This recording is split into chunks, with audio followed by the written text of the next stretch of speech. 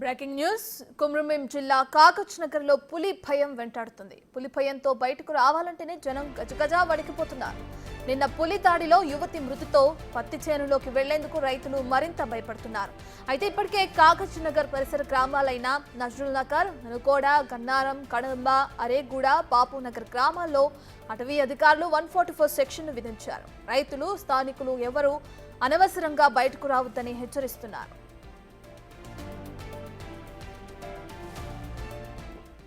పులి పంజాకు బలైన యువతి ఘటనతో అటవీ అధికారులు అప్రమత్తమయ్యారు. పులి కదలికలపై దర్యాప్తు జరిపి ఆ పులి మహారాష్ట్ర నుంచి వచ్చినట్లు గుర్తించారు. అంతేకాకుండా యువతి ప్రాణాలు తీసిన మగ పులిని 3 ఏళ్ల వయసు ఉంటుందని చెప్తున్నారు. దాడి చేసిన పులి మ్యాన్ ఈటర్ కాదంటున్నారు అధికారులు.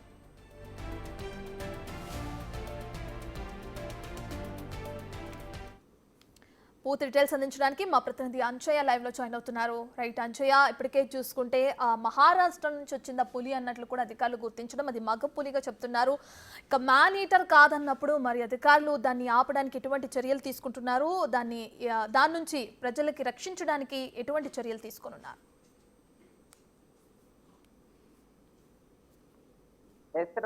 ప్రధానంగా కాగజ్ నగర్ మండలంలో టెన్షన్ వాతావరణం ఉంది. ముఖ్యంగా పులి భయం, ఎప్పుడు పులి వేటాడుతుందనే ఒక భయం వెంటాడుతుంది. దాంతో ఏదైతే కాగజ్ నగర్ మండలానికి సంబంధించిన అనేక గ్రామాల్లో, ముఖ్యంగా ఏదైతే నజ్రుల్ నగర్ కు సంబంధించిన నజ్రుల్ నగర్, అదేవిధంగా ఆరెగూడ, అదేవిధంగా బాబు నగర్, అదేవిధంగా గన్నారం, ఏదైతే 1395 ఇలాంటి ఏవైతే విలేజ్ నెంబర్స్ ఉన్నాయో ఈ నంబర్స్ ఉన్న గ్రామాల్లో ఇప్పటికే ఒక అలర్ట్ కొనసాగుతుంది.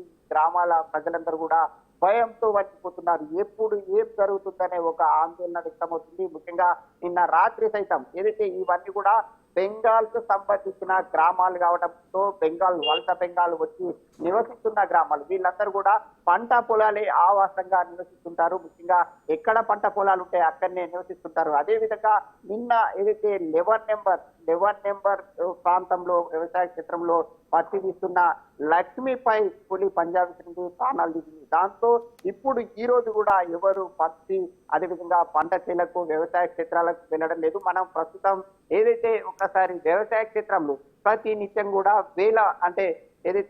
వేల రూపాయలు పెట్టుబడి పెట్టి సాగు చేసిన పత్తి అంతా కూడా చేతికొచ్చింది.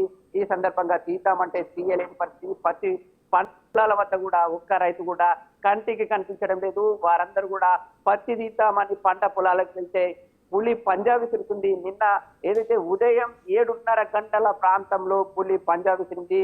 ఆ పంజా విసిరే మహిళా కూలి ఎవరైతే లక్ష్మి ప్రాణాలు తీసింది. దాంతో భయంతో వణికిపోతున్నారు. ఇక్కడ ఈ పులి ఉందో అనే ఒక ఆకు అలికిడైతే చాలు వణికిపోతున్న పరిస్థితి కనిపిస్తుంది. ముఖ్యంగా ఏదైతే అటవీ అధికారులు ఇప్పటికే అప్రమత్తంగా ప్రకటించడం జరిగింది. పులి కోసం ట్రాకింగ్ బృందాలను ఏర్పాటు చేశారు. అదేవిధంగా బేస్ క్యాంపులు ఏర్పాటు చేసి ఏదైతే ప్రజలకు ముప్పు వాటిల్లకుండా పూర్తి స్థాయిలో చర్యలు తీసుకుంటున్నారు. మరొక వైపు ఏదైతే 144 సెక్షన్ కూడా ఏదైతే అమలు చేస్తున్నారు. ఎక్కడ కూడా రైతులు కానీ అదేవిధంగా ప్రజలందరూ కూడా బయటకు రాకుండా పంట పొలాలకు వెళ్లకుండా ఒక పూర్తి స్థాయిలో చర్యలు తీసుకున్నారు. ముఖ్యంగా ఏదైతే గ్రామాలన్నింటిలో కూడా ఒక భయం కనిపిస్తుంది. ముఖ్యంగా 2020లో నవంబర్ 29న ఒక సంఘటన జరిగింది.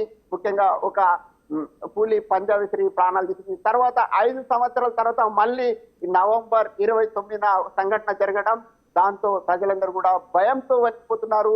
ముఖ్యంగా పులి పంజా విసురుతుంది. గతంలో ఏదైతే కుమ్రంభీం జిల్లాలో ఇప్పటి వరకు 2020 అదేవిధంగా 2023 ప్రాంతంలో ఇప్పటికే పులి ఏదైతే 5 ప్రాణాలు తీసింది, అదే పులి మళ్ళీ వచ్చిందనే ఒక భయం వెంటాడుతున్న పరిస్థితి కనిపిస్తుంది. రత.